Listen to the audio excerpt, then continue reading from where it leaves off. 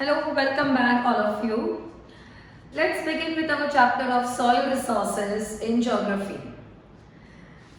Now, first of all, what is soil? Soil is a thin, uppermost layer of Earth's crust.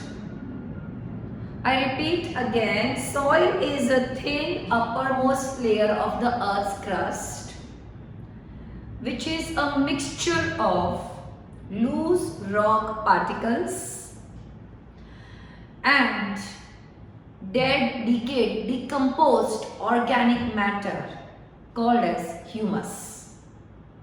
Soil is a thin, uppermost layer of Earth's crust, which is a mixture of loose rock particles and decomposed organic matter called as humus. So you will find lot of components of soil.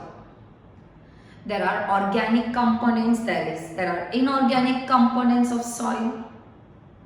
So first let us see which are the inorganic components of soil. There can be sand, there can be clay, there can be silica. These are inorganic component of soil. Sand, clay, silica. And when I talk about organic component, there is only one thing which is an organic component, and that is humus. So, soil is a mixture of loose rock particles and decomposed organic matter called as humus. The process of soil formation is called as pedigenosis. The process of soil formation is called as pedigenosis. Soil formation takes lots and lots of years. It takes millions of years for a thin layer of soil to be formed. You all must have seen, we travel to different places, we see different locations, and we don't see same type of soil everywhere. We see different soil at different places. Why? What are the factors that affect soil formation? So let us understand the first factor that will affect soil formation is the nature of the parent rock. Soil is formed when a parent rock, when a rock breaks, when it goes through weathering, and then it gets converted into loose mixture.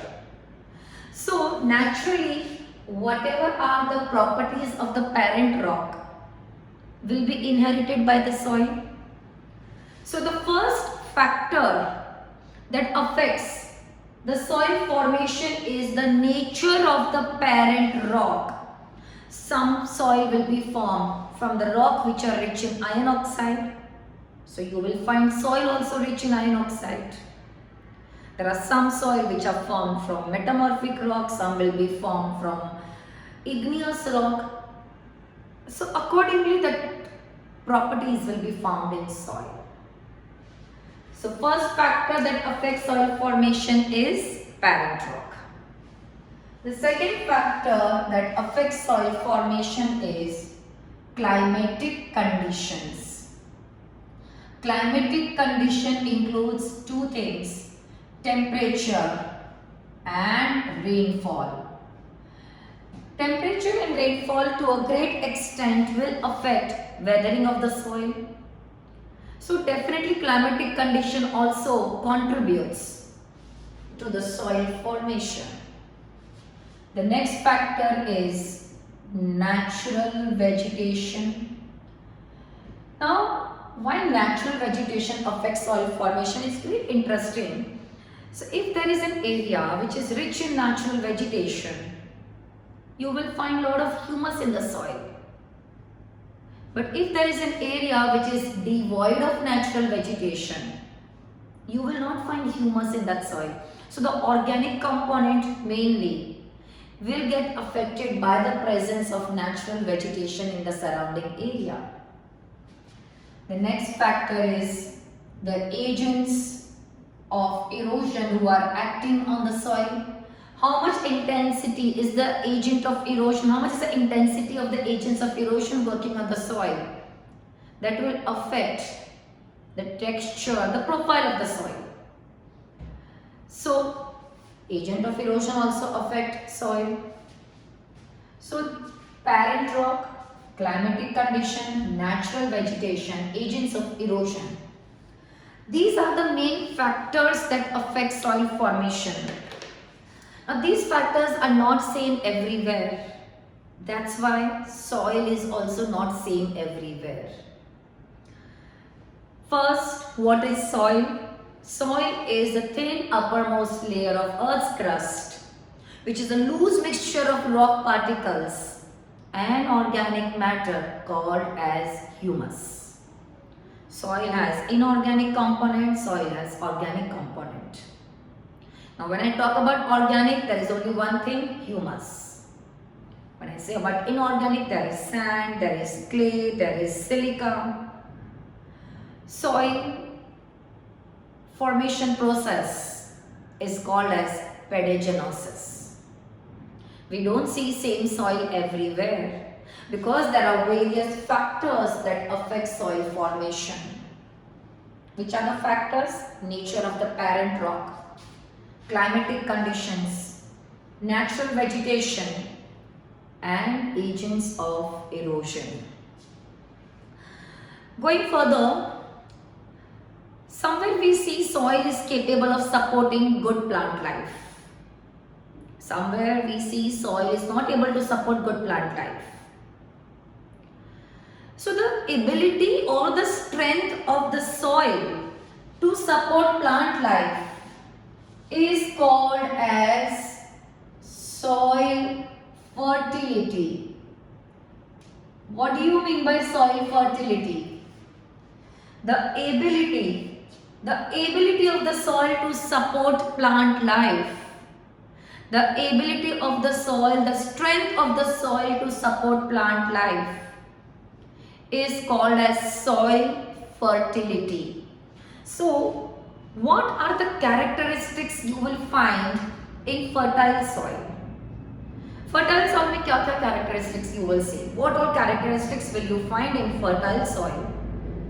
So the first thing that affects the soil fertility is presence of nutrients. Which nutrients are essential for soil? Nitrogen, phosphorus, potassium. If nutrients like nitrogen, phosphorus, potassium are present in soil, that soil is called as fertile soil. The second factor that affects the soil fertility, that determines the soil fertility, is the organic matter, humus. Humus adds fertility to soil. The third factor that determines the strength or the fertility of soil is the presence of moisture. Fertile soil will have good amount of moisture. And the last factor is depth. Fertile soil should have good depth. So there are four factors that determine the fertility of soil. Presence of nutrients, and don't forget to mention which nutrients: nitrogen, phosphorus, potassium. Second, presence of organic matter, humus. Third, presence of moisture. And fourth, depth. Four factors, remember the keyword very well kids: nutrient, moisture, humus, depth. This fourth factor will determine the fertility of the soil. These are the four characteristics which a fertile soil will possess. Also remember one thing, we have two types of soil based on the location. Sometimes we see soil is formed at the place of its origin of the parent rock. So wherever is the parent rock, let's say the parent rock is here, soil also breaks here and formation also takes place at the origin of the parent rock. So when the soil is formed at the origin of the parent rock, it is called as in situ or residual soil. In situ or residual soil. In short, soil formed at the origin of the parent rock. Sometimes we see soil is formed somewhere else and the agents of erosion like wind or water carry and take it somewhere else. So they will be away from the parent rock. So when the soil is away from the parent rock, so parent rock must be here, it must have broken down but then wind blew it and took it somewhere else, or water with its flow took it somewhere else and got deposited elsewhere away from the origin of the parent rock. That soil is called as ex situ or transported soil. So remember it this way, origin of the parent rock in situ, away from parent rock ex situ. Remember one thing, in situ soil will have a very well defined profile, Ex situ soil will not have well defined profile, because as the soil gets transported, its color, texture, composition keeps on changing. So in situ have well defined profile, ex situ will not have well defined profile. So this was the classification of soil according to the location, formation and according to the location. So this was just the beginning part to have an introduction about soil. Soil, what is soil? Thin uppermost layer consisting of the loose rock particles and organic matter, humus. Remember kids very well, what is an organic matter present in the soil? Humus. Give any three inorganic components of soil: sand, clay, silica. Process of soil formation: pedigenosis. Strength of the soil to support plant life: soil fertility. Four characteristics of fertile soil: moisture, nutrients, nitrogen, phosphorus, potassium, depth, and organic matter, humus. Factor that affects soil formation: nature of the parent rock, climatic condition, then we have natural vegetation and agents of erosion. Classification of soil on the basis of its origin, on the basis of its origin or on the basis of the location, in situ, ex situ, or residual and transported. Now further in this chapter we are going to study about the four different types of soils in India: alluvial, black, red and laterite. Out of these four, alluvial is the only soil which is transported or ex situ. Rest black, red and laterite, all three of them are in situ or residual. So let's proceed further with the first type of soil, alluvial soil.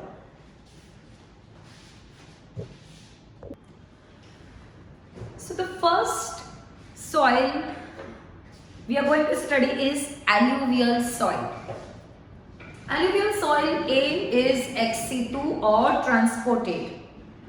Secondly, alluvial soil is the largest group of soil in India. It is the largest group of soil in India. It is the only soil which we are going to study out of them. It is the only soil which is transported or ex situ. This soil is agriculturally most fertile soil. It is the most fertile soil for agriculture. Now, alluvial soil How is it formed? Always remember one thing, the first thing you need to study about any type of soil is कि वो soil बनता कैसे है. How is this soil formed? So alluvial soil is formed by the sediments. Now these sediments are also called as alluvium. What are sediments? Sediment is a sediment or silt which is found in the river water. So as the river flows, river water carries a lot of sediment. You can also use the word silt or alluvium. So it carries a lot of sediment, silt or alluvium, and it starts depositing. And that soil is called as alluvial soil. How is alluvial soil formed? It is formed by the sediments brought down by river as river flow from upper course to lower course. Alluvial soil is called as alluvial soil. It is also called as, because of the alluvium, the sediments in the river are also called as alluvium. So it is formed by the deposition of the alluvium. That is why it is alluvial soil. It is also called as riverine soil because this soil will be formed in the river basin. So it is also called as riverine soil because it is formed in the river basin. So it is called as riverine soil. Alluvial soil is composed of three things. There is a common word for those three things which is called as loam. Alluvial soil is composed of sand, it is composed of clay, and it is composed of silt. And the combination of sand, clay and silt is called as loam. So alluvial soil is loamy soil because it is composed of sand, clay and silt. In India, there are three big river systems because of which so much of alluvial soil is formed. Which are those three river systems? Ganga, Brahmaputra and Indus. Of course, besides these rivers, we do have some other rivers also in south especially, like Mahanadi, Godavari, Krishna, Kaveri. Their river water also carry a lot of silt, lot of alluvium. They also have led to formation of alluvial soil. But the main three river system who are responsible for the formation of alluvial soil is Ganga and its tributaries, Indus and its tributaries, and Brahmaputra and its tributary. In short, this three river system has led to formation of alluvial soil in India. Alluvial soil is mainly dominated in India in which part? Northern plains. We also call it as Indo-Gangetic plains, the most fertile region of India. Yes, it is the same area which covers the state of Punjab, Haryana, UP, Bihar, West Bengal. That entire stretch is made up of alluvial soil. Northern plain of India is made up of alluvial soil. 40% of the soil found in India is alluvial soil. It covers 40% of the area. 40% of the soil in India is alluvial soil. Alluvial soil in India is mainly dominated in northern plains, which is also called as Indo-Gangetic plains. So when they ask area, you should write northern or Indo-Gangetic plains. And the states mainly are Punjab, Haryana, UP, Bihar and West Bengal. Well, according to age, you can classify alluvial soil as new alluvial soil and old alluvial soil. Or let's have a geographical term for them. New alluvial soil, Khadar. Old alluvial soil, Bhangar. New alluvial soil is composed of fine silt and clay. Old alluvial soil is composed of, it is full of kankar, lime nodules. Khadar is composed of fine silt and clay. Bhangar is composed of lime nodules, which are called as kankar. Lime nodules called as kankar. Alluvial soil according to age is Khadar, new alluvial, Bhangar, old alluvial. Khadar will be found below the flood level. Bhangar will be found above the flood level. Of course, we have Bhangar alluvial soil more. Khadar is more fertile than Bhangar. And this is a very commonly asked question in boards. Distinguish between Khadar and Bhangar, or why is Khadar alluvial soil more fertile than Bhangar? So in that case you will say it is more fertile because kids, Khadar is what? It is a replenished alluvial soil. Every year when it rains, the fresh monsoon flood renew the alluvial soil, and that replenished alluvial soil is called as Khadar. Replenished alluvial soil is called as Khadar. So it is more fertile than Bhangar. Khadar will be lighter in color, Bhangar will be darker in color. So please, this point is very important. Please make sure to remember Khadar, Bhangar very well. Location wise in our country, alluvial soil is mainly dominated in 3 regions. Of course, the first one I told you is Northern Plain. Inland alluvial soil. Okay, inland alluvial soil. Then basically inland alluvial soil will start from Punjab. It will extend Punjab, Haryana, UP, Bihar, West Bengal and all the way till Assam. Because as I said, Brahmaputra river is also responsible for the formation of alluvial soil. So all these will be part of inland alluvial soil. Then we have deltaic alluvial soil. It is mainly dominated at the mouth of the river where deltas are formed. Ganga Brahmaputra delta, delta of Godavari, delta of Kaveri, delta of Krishna. In all these locations you will find alluvial soil which is deltaic. Then we have alluvial soil which is coastal, which is also called as tidal. Coastal alluvial soil will be formed on the coastal strip of peninsular India. On the coastal strip of peninsular India. So we have alluvial soil location wise at 3 places in India. Inland. Inland extend from Punjab, Bihar, Punjab, Haryana, UP, Bihar, Bangladesh. Bangladesh though is not in India. West Bengal, Bangladesh, and it goes all the way till Assam. That entire stretch is called as inland alluvial soil. Then at the mouth of the river where deltas are formed, Ganga Brahmaputra delta, delta of Godavari, delta of Krishna, we have deltaic alluvial soil.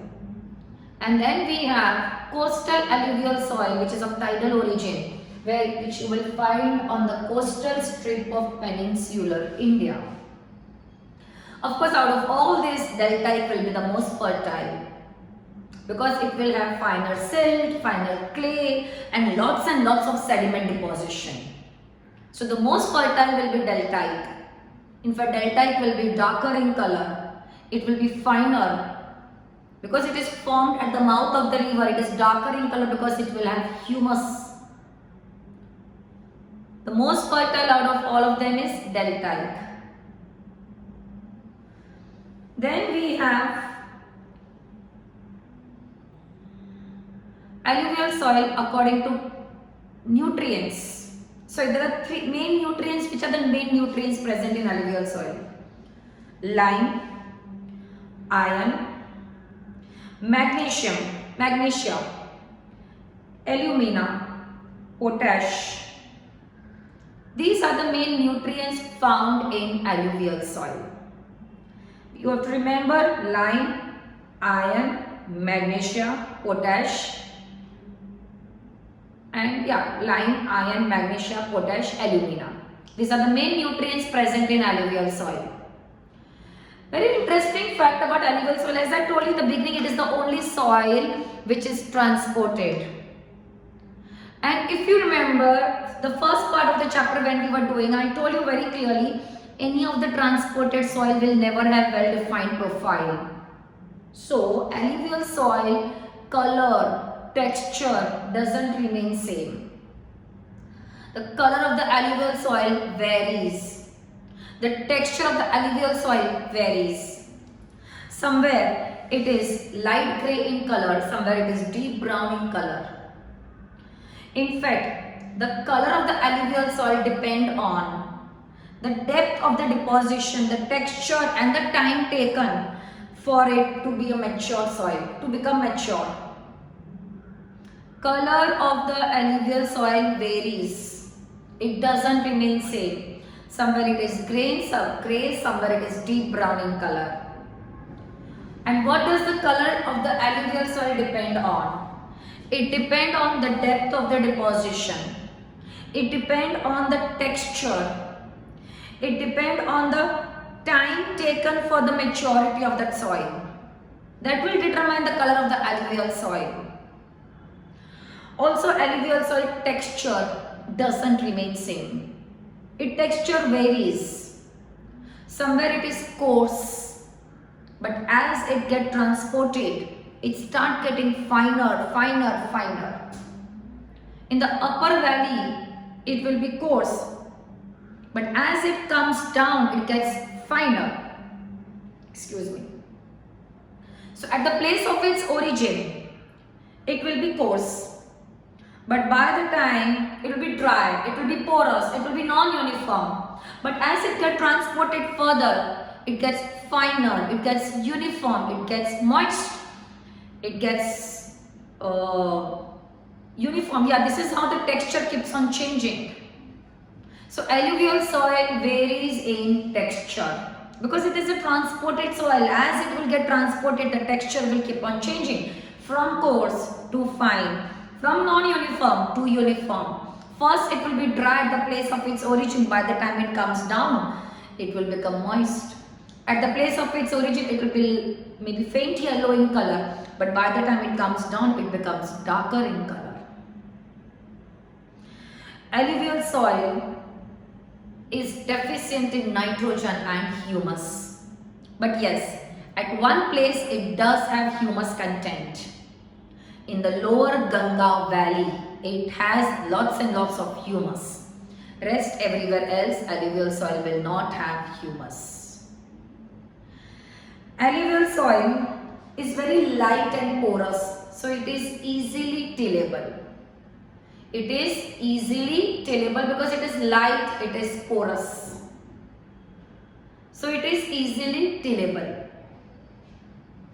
In fact, alluvial soil is best for growing all kharif crop, all rabi crops. In fact, in drier regions, it is alkaline. In drier region, it gets alkaline. So when we talk about the characteristics of alluvial soil, let's have a quick recap. Alluvial soil color varies from grey to deep brown to black in color. The color will depend on, depth of the deposition, time taken for the deposition, texture and the maturity. Its texture varies. At the place of its origin, that is in the upper valley, it will be coarse, dry, porous, non-uniform. But by the time it comes down in the lower valley, it gets finer, compact, it gets uniform, it gets moist. Alluvial soil is rich in fine nutrients, lime, iron, magnesium, potash and alumina. It doesn't have nitrogen, it doesn't have humus, except it has humus only at one place, in the lower Ganga valley.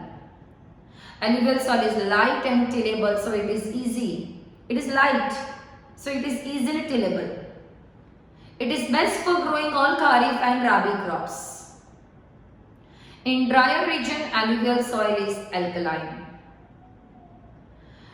Alluvial soil, in fact, if it is formed at the foot of the mountain, if it is formed at the foot of the mountain, that means it is called as alluvial soil of the Piedmont plains.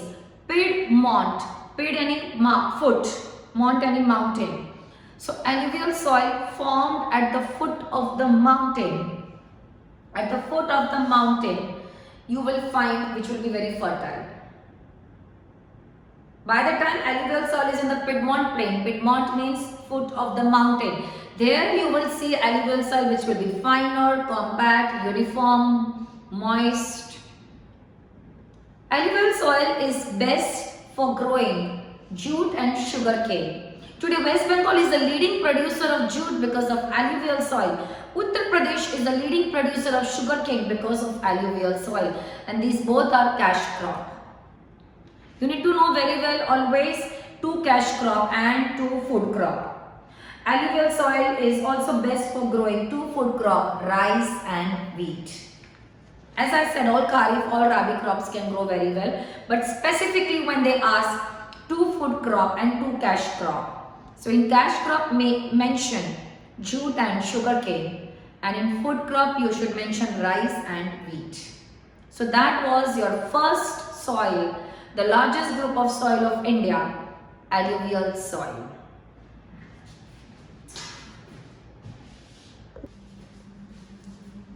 Now the second soil we are going to talk about is black soil. Black soil is also called as black cotton soil. Correct. The name itself will help you to understand why it is called as black cotton soil.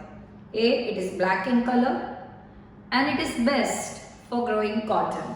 So it is called as black cotton soil. This soil is very dark in color, black in color, excuse me. Also this soil is called as regur soil, R-E-G-U-R. It is also called as lava soil. It is also called as volcanic soil. So how is this soil formed? Why lava soil? Why volcanic soil? So when igneous rocks, the best example of igneous rock I would give you is basalt. So when the weathering or denudation of igneous rocks takes place. And do you know, kids, igneous rocks are formed by cooling of lava. So igneous rocks are of volcanic origin. So that is the reason we call it as lava soil. So when weathering or denudation of igneous rock, volcanic rock or basalt takes place, it leads to formation of black soil. Black soil is formed at the place of its origin of the parent rock, so it is a residual soil.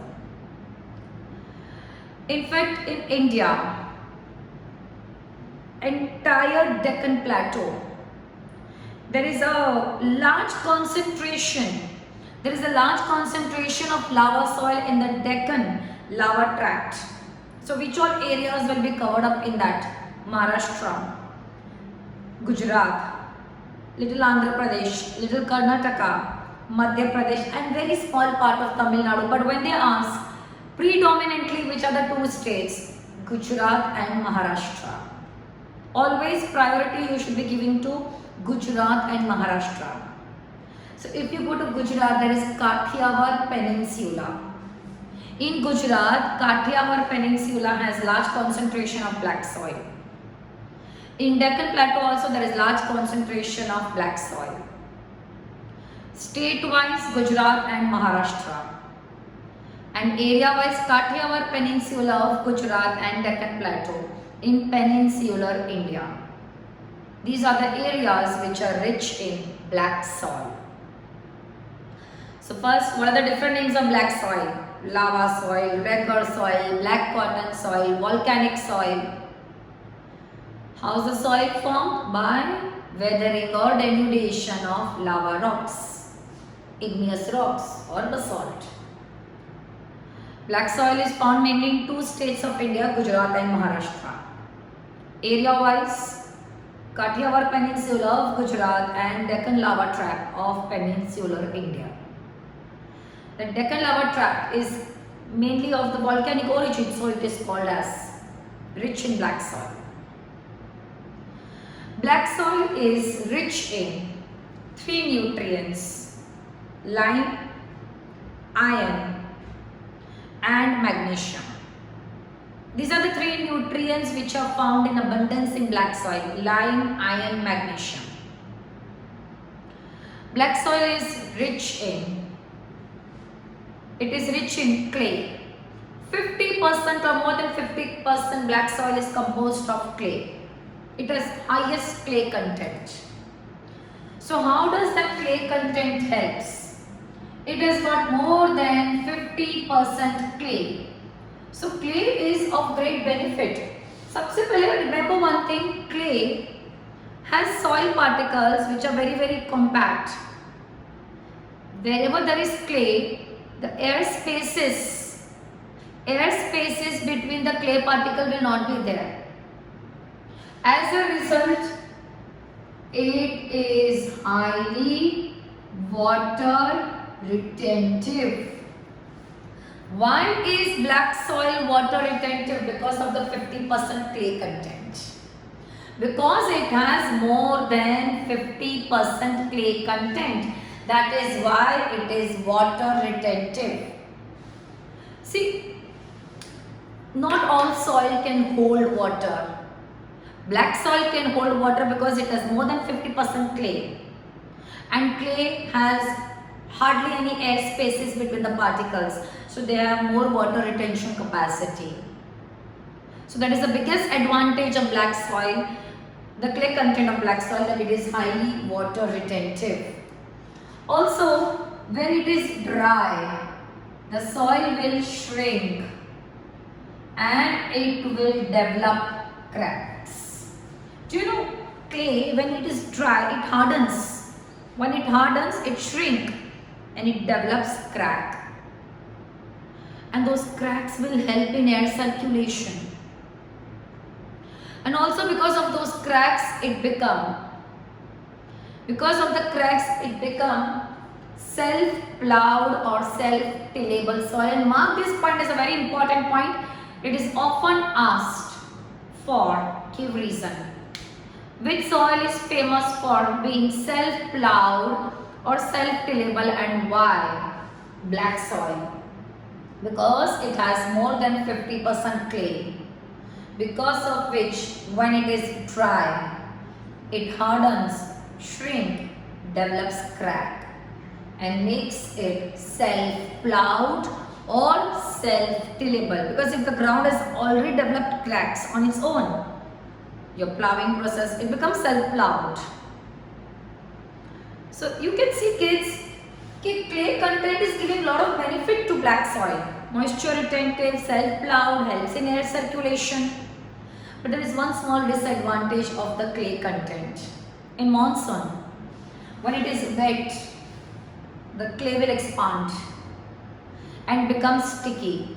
And that time it is difficult to plow the black soil. It becomes difficult to plow because it is very, very sticky at that time. So you cannot plow black soil at that time. Plowing or tilling of black soil during monsoon becomes difficult because what will clay do? When you put water, clay expand and becomes sticky. That makes plowing difficult. That is one disadvantage of having the clay content. Black soil has so much of water retention capacity that throughout the year it will have moisture stored in its subsoil. That is the reason we use black soil for dry farming. Throughout the year it has moisture stored in its subsoil. So it is moisture, so it is used for dry farming. Black soil also is best for growing cash crop like cotton and sugarcane. In fact, it is also very good for growing food crop like wheat and jowar. So these are the important characteristics of black. So let's have a recap, kids. Quickly, just the keyword. Black soil called as regular soil, black cotton soil, lava soil. Formed by weathering or denudation of igneous or basalt or lava rocks. In short, any rocks of volcanic origin. Black soil is black in color because it is formed from lava rock which imparts black color or dark color to the soil. It is a residual soil. It is rich in three nutrients: lime, iron, magnesium. It has more than 50% clay, because of which it is highly moisture retentive. Also because of the clay content, the soil becomes, when it is dry, it shrinks and it develops crack. When it is dry, it shrinks and it develops crack. Because of which it helps in air circulation and the soil becomes self-plowed or self-tillable. Black soil, when you put water in it, because it has clay, it will absorb all the water, it expands, becomes sticky. So when it is wet, you cannot plow the field where there is black soil, because there will be a lot of stickiness in the soil. Black soil has moisture stored in its subsoil throughout the year. That is the reason it is used for dry farming. 2 cash crop, cotton and sugarcane. 2 food crop, wheat and jowar. Of course, we do have many other crops also, but these are the main crops you should know. Maharashtra, Gujarat are the states, and area-wise Deccan Plateau. And second, you will be writing, if they ask area, it is Kathiawar Peninsula. So that was all about your black soil. Thank you.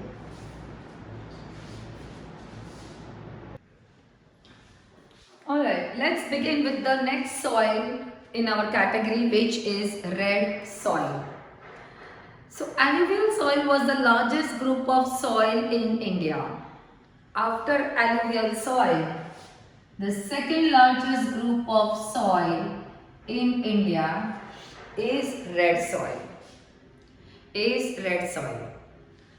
How is the red soil formed? Now, red soil is formed by weathering of ancient crystalline metamorphic rocks. Kids, remember very well, it is formed by weathering of ancient crystalline metamorphic rocks by rainfall. It is formed by weathering of ancient crystalline metamorphic rocks. Don't forget to add the word ancient crystalline metamorphic rocks by rainfall. That leads to formation of red soil. I just said red soil is the second largest group of soil in India. It is predominantly found in India, in the northeastern states like Nagaland, Manipur, Mizoram. It is also found in west at the foothill of Aravalis. It is also found in the interiors of peninsular India, in the interior of Tamil Nadu, interior of Kerala, interior of little Karnataka. Red soil is found. How is red soil formed? By weathering of ancient crystalline metamorphic rocks by rainfall. So that goes without saying, it is a residual soil. Red soil is red in color. That is the reason it is called as red soil. But do you know it is not red in color everywhere? Sometimes its color will be grey. In fact, when it is in hydrated form, it is yellow in color. The color of the red soil in its hydrated form is yellow. Red soil is red in color because of iron oxide, but as I said, its color might vary at different places. because of two reasons. The nature of the parent rock. No wonder there is metamorphic rocks, but that can also be different. Because of the parent rock and because of the climatic conditions, it is not red in color everywhere. Though it is second largest group of soil in India, but it is infertile. Let us see why it is infertile. First, it is deficient in nutrients like nitrogen, phosphorus, potassium. It is deficient in humus, which is an organic matter. It is shallow. It is not even water retentive. It's not really water retentive. Red soil also has certain other characteristics like its pH value. The pH value of red soil is between 6.6 to 8. Red soil contains soluble salt in small amount. So these are the characteristics of red soil. Red soil is red in color due to presence of iron oxide. Excuse me. It is deficient in nitrogen, phosphorus, potassium. Basically, the essential nutrients are not there in red soil. It doesn't even have organic matter, humus. It is not even water retentive. Its texture is porous, it's loose, it's aerated. So it doesn't have water holding capacity, water retention capacity. It is not water retentive. It contains soluble salt in some amount. So if you want to use red soil, you need to have two conditions. As I said, it doesn't have any nutrients. So to make up the deficiency of the nutrients, we need to add a lot of nutrient. We need to add a lot of fertilizer to red soil. But yes, one good thing about red soil is it responds very well to fertilizer. It responds very well to fertilizer. So red soil is deficient in nutrients. So we have to add fertilizer. But if you add fertilizer, one good property of red soil is it responds very well to fertilizer. And second, if you want to use red soil, you need to supply a lot of water through irrigation. So without fertilizer and without irrigation support, we cannot use red soil. So these are the important characteristics of red soil. Red soil is very good for growing crops, food crops like rice and ragi. It is very good for growing cash crop like groundnut, tobacco. They grow very well in red soil. Red soil has property of being used for dry farming, and kids, please mark this as very important. Even the fertilizer and irrigation point is also very important. Red soil is used for dry farming. It is used for dry farming because it is found in poor rainfall area. Because it is found in poor rainfall area. So that is why red soil is used for dry farming. So that was all about your red soil. You have to mainly remember when you learn red soil, why is it red in color? What two conditions are necessary? And why is it used for dry farming? Excuse me.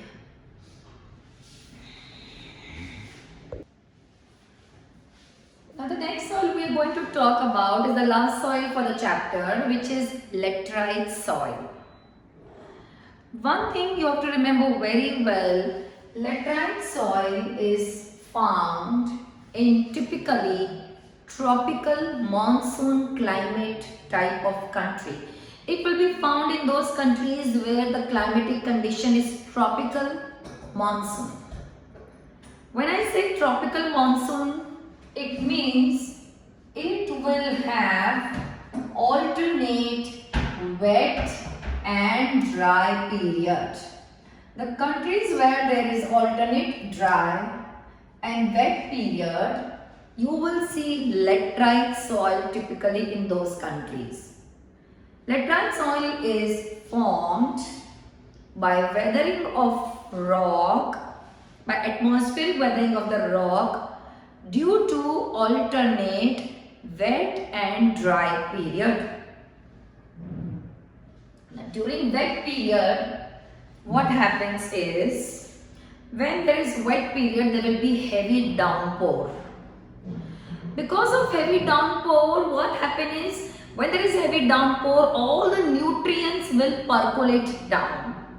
From the top soil, all the nutrients will percolate down. Why? Due to heavy downpour.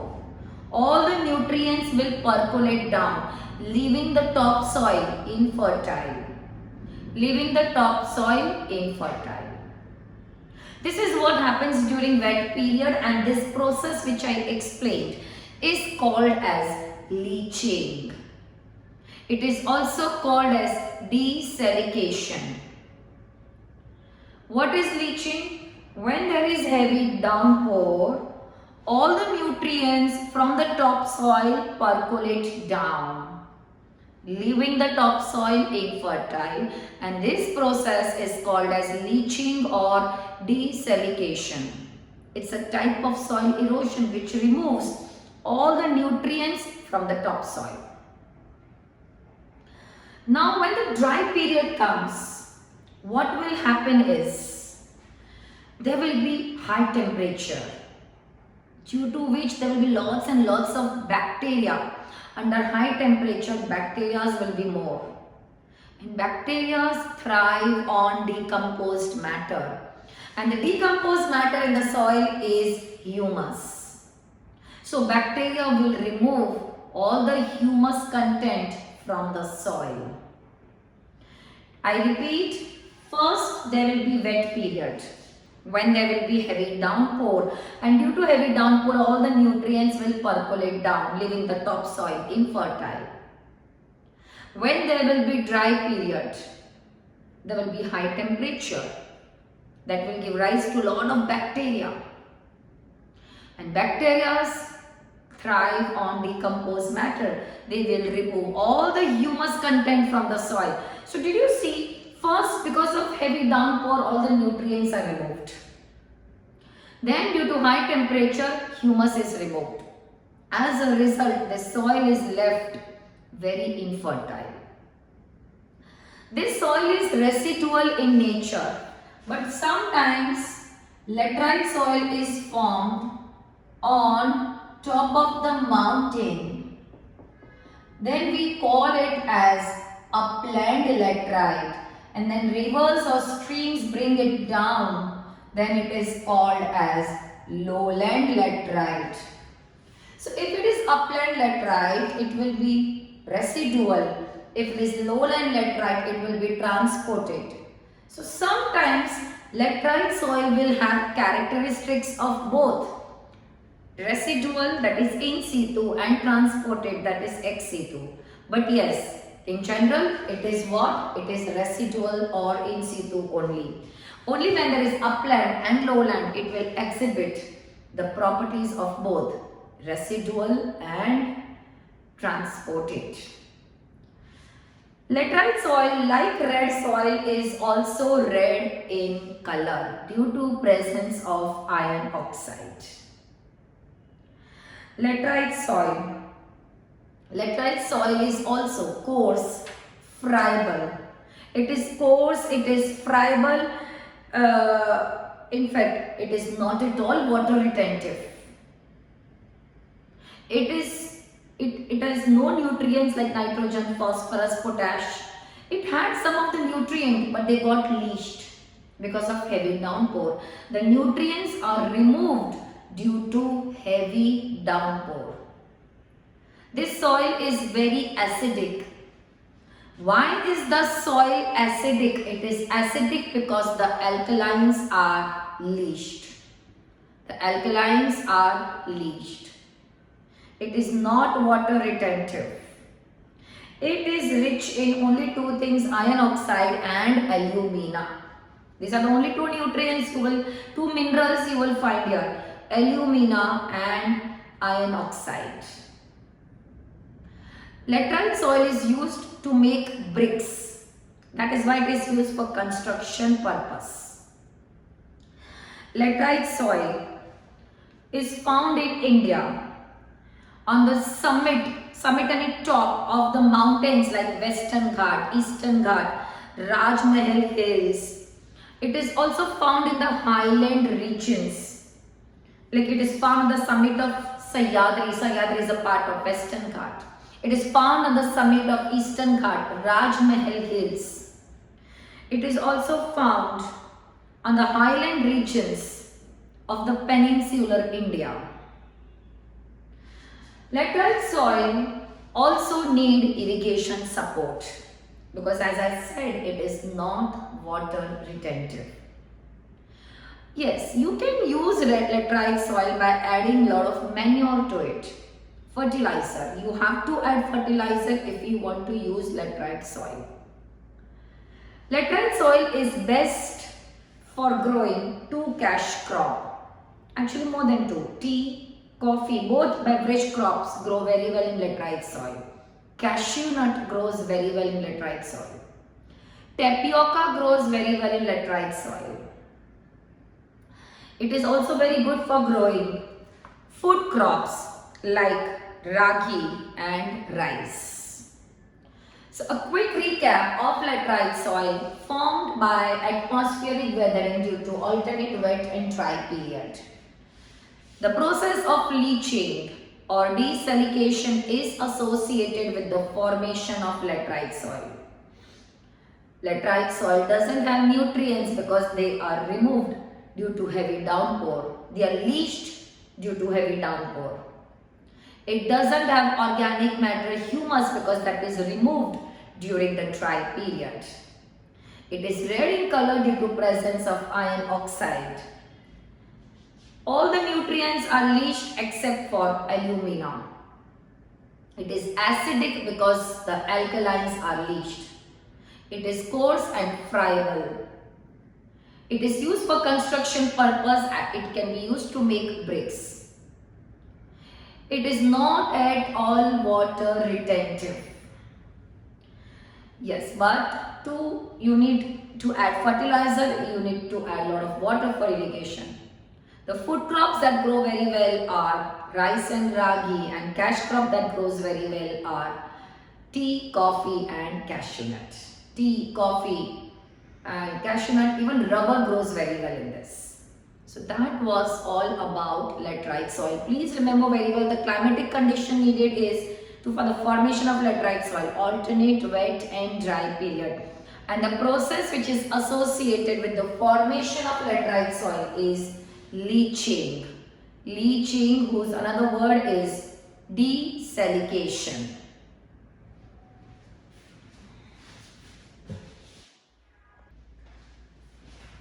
The last topic of the chapter is about soil erosion and soil conservation. The removal of the top layer of the soil or the loss of the nutrients of the soil both is described as soil erosion. The removal of the top layer of the soil or loss of the nutrient of the soil is described as soil erosion. Then what is soil conservation? Soil conservation is a deliberate attempt by humans to preserve the soil or to prevent the soil from getting eroded is called as soil conservation. First, let us understand soil erosion.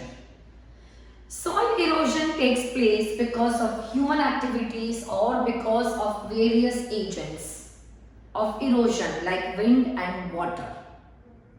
So a lot of human activities can lead to soil erosion. Which human activities? The most common is deforestation. Indiscriminate cutting down of trees is called as deforestation. Every year so many hectares of forest are being cut for various purposes like for urbanization, industrialization, to meet the timber demand. So deforestation is one of the biggest reason that leads to soil erosion, because what happens is, if there are no trees, so what happens when there are trees? If there are trees, there will be roots, and the roots of the trees will do the work of holding the soil particle. They don't let the soil to get eroded. Roots will bind, roots will hold, will bind the soil particles together. Also, these trees act as a barrier, and they slow down the activity or the intensity of wind and water. In absence of tree cover, wind and water becomes very active. So deforestation is one of the major reasons. Slope of Shivalik, slope of Western Ghat, slope of Eastern Ghat. These are the areas which are highly, from where a lot of trees are being cut every year. So deforestation is the first reason. First, human activity. Second is overgrazing. If you see areas like Rajasthan, lot of overgrazing has been done. Not keeping check on the number of hours cattle are left in the farms for grazing. What happened? Because of excessive overgrazing, the topsoil is also removed. That causes soil erosion. Overgrazing. The third reason, the third human activity is faulty cultivation practice. So let me give you one example of faulty cultivation practice. Let's say slash and burn. Slash and burn. Slash and burn is also called as shifting cultivation. It is also called as zooming. Now this particular method of cultivation is being practiced especially by primitive native people, tribal people. And this is most commonly practiced in the northeastern states like Nagaland, Manipur, Mizoram.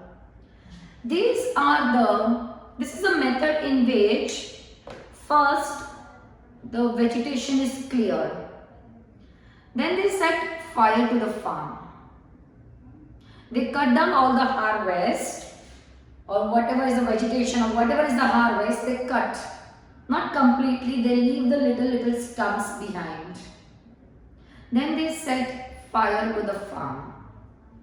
Because these people believe that when this leftover harvest will burn, it will turn into ash, and that ash will add fertility to the soil. And then they grow. Again they cut, they burn, they grow.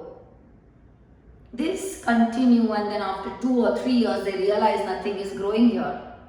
So they leave that land and go to other place and do the same thing. This is called as slash and burn method. Also, at many of the places we have excessively used fertilizer. That is also causing soil erosion, excessive use of fertilizer. So these are the main human activities that is causing soil erosion. Even wind also causes soil erosion. Soil erosion by wind is very common in desert. Why it is very common in desert?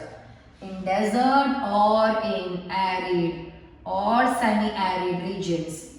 Because in desert, the desert area is devoid of vegetation. Desert has absence of vegetation cover. And as I told you, in the absence of trees, there will be no one to bind the soil particle because roots will not be there. Plus, if there are no trees, the action of the wind will become intense because trees act as a barrier to slow down the velocity of wind. But if there are no trees, there are no barrier, velocity of the wind will increase, its action will increase. Also in desert, the soil particle is very loose and light. So it can be easily blown away by wind. In desert, there is lack of moisture. There is no moisture also in desert. So, wind erosion by wind is common in desert. If the question comes, it is for three reasons. Lack of vegetation, no barrier. Soil particle is loose and light, lack of moisture.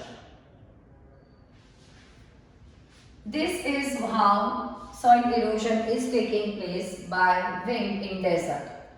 So now, if we want to prevent soil erosion by wind in desert, in short, if we want to practice soil conservation, what will you do in desert? What will you practice in desert? The most common method, it is not only desert, it can be anywhere, is afforestation. What is afforestation? Growing trees on barren land is called as afforestation. Growing trees on barren land is called as afforestation. I just said the action of wind is active in desert because there is lack of vegetation. So we will do what? We will practice afforestation. We will increase the vegetation cover. Also in desert, you can practice shelter belt. So basically shelter belt is what? Wherever there is farm, on the edges of the farm, you grow tree. Okay, now the trees on the edges of the farm will act as a barrier for the wind who will be trying to enter. It will slow down the velocity of the wind. Thus, this method is also called as wind break. This method is also called as wind break. Because it breaks, it slows down the velocity of wind. So shelter belt is also very common in desert. Also in desert, you can practice strip cropping. If you want to do soil conservation, you can practice strip cropping. Strip cropping is growing trees in alternate rows. Growing trees in alternate rows.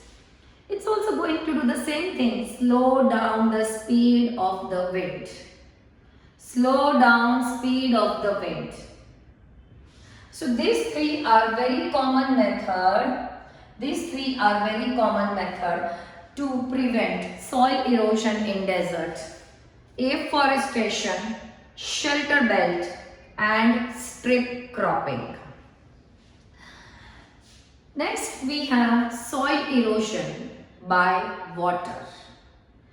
Now kids, we saw how soil erosion can take place because of human activity. Okay, also we saw how soil erosion takes place by wind. Soil erosion also takes place by water. There are many areas which are receiving heavy rainfall. I just discussed some time back in the formation of laterite soil about leaching. There are many areas which receive heavy rainfall. When it rains heavily, the nutrients from the topsoil percolate down. And what do we call it as? Yes, it is called as leaching. Leaching is a type of soil erosion and it is caused because of heavy rainfall. Rainfall means water. It is soil erosion by water. This is very common in heavy rainfall area. Also we see many times when the rivers are flowing. The river, like if you see river valley of let's say Ganga, Yamuna, okay, if you see Ganga, Yamuna, in all this when the rivers are changing their course, they cut one bank and deposit the silt on the other bank. But the banks get eroded. So that is called as stream bank erosion. When the rivers flood, that time also the banks get eroded. So stream bank erosion is also taking place because of river. River is again agent water. This is commonly seen in the river valley of Ganga and Yamuna. Then sometimes we have seen, if you see India, in India, east and west coast are highly eroded. The coastal areas are eroded, which is called as sea or shore erosion. It's taking place because of the action of tides and waves that also comes under water. Today, east coast and west coast of India are eroded because of the action of tides and waves. So that is also a type of erosion caused by water. Also, if you see on the slopes of the mountain, when the tree cover has been cut down and if it rains heavily, the entire top layer of the soil gets eroded. And that is called as sheet erosion. That is called as sheet erosion. Sheet erosion refers to what? Removal of the top soil. When the top soil gets washed off, it's called as sheet erosion because of heavy rainfall. And this is very common on the slopes of the mountains, especially those slopes of the mountains where the vegetation has been cleared. So we can take example of slope of Shivalik, slope of northeastern hills, slope of Western Ghat. These are the areas from where lots and lots of vegetation cover has been cleared. Now when sheet erosion continue for longer time, it will lead to reel erosion. That is also a type of erosion, but it comes after sheet erosion. Continuous sheet erosion will lead to runoff. Silt loaded area will be removed, and literally finger-like grooves or finger-like projections. You will see finger-like reels on the mountain slope. This is called as reel erosion. Finger-shaped reels or grooves will be formed because of continuous sheet erosion, and that is called as reel erosion. Continuous reel erosion will lead to gully erosion.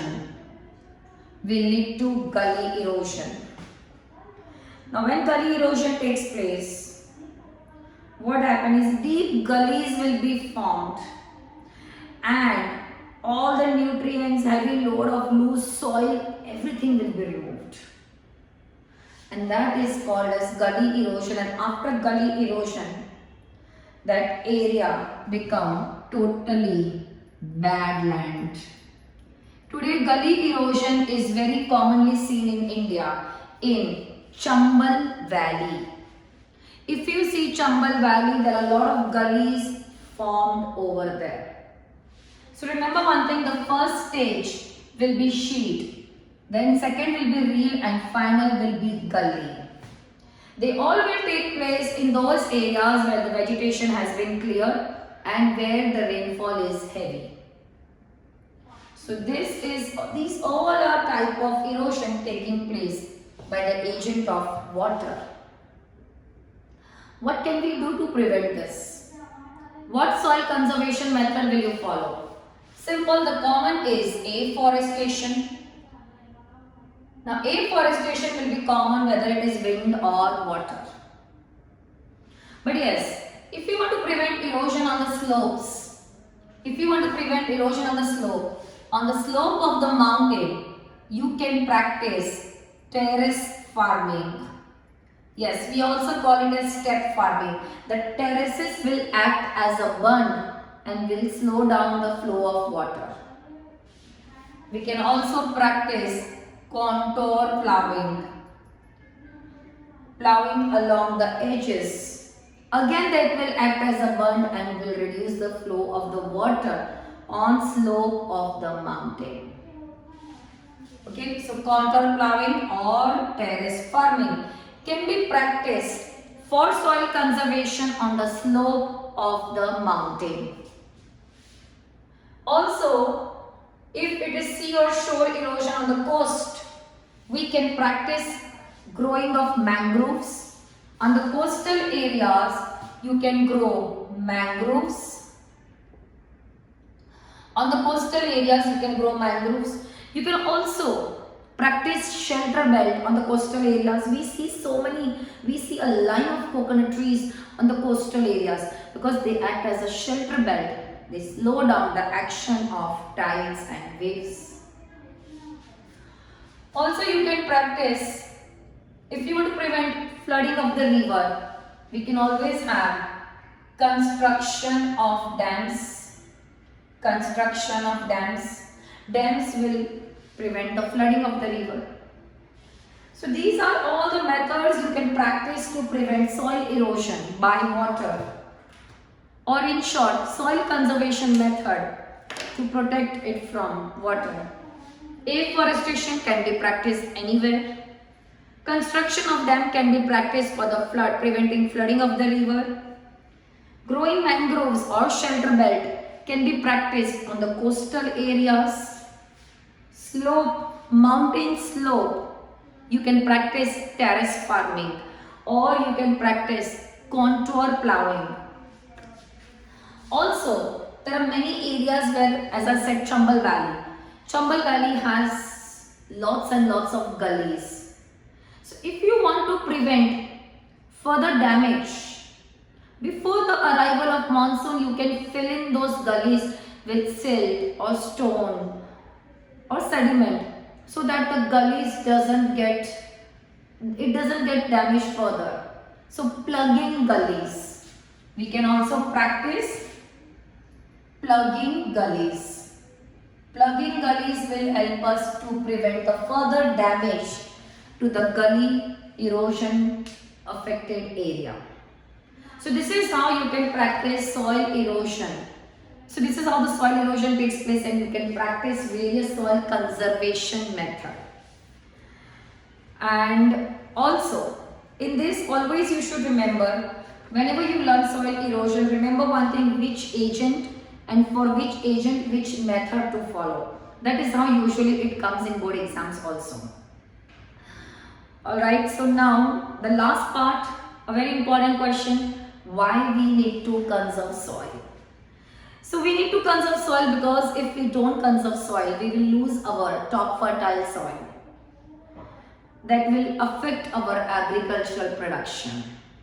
If we don't conserve soil, soil moisture will start decreasing, our water table will start lowering. If we don't conserve soil, our vegetation will start drying up. Our vegetation will start drying up, arid regions will start getting more, they will start extending. Frequency of drought and flood will increase if you don't conserve soil. River and canal bed will start getting silted if we don't conserve soil. Landslide will keep on reoccurring if we don't conserve soil. In short, economic prosperity of the country will get affected if we don't conserve soil. So we need to conserve soil. So thank you all so much. Now next time we will meet for natural vegetation.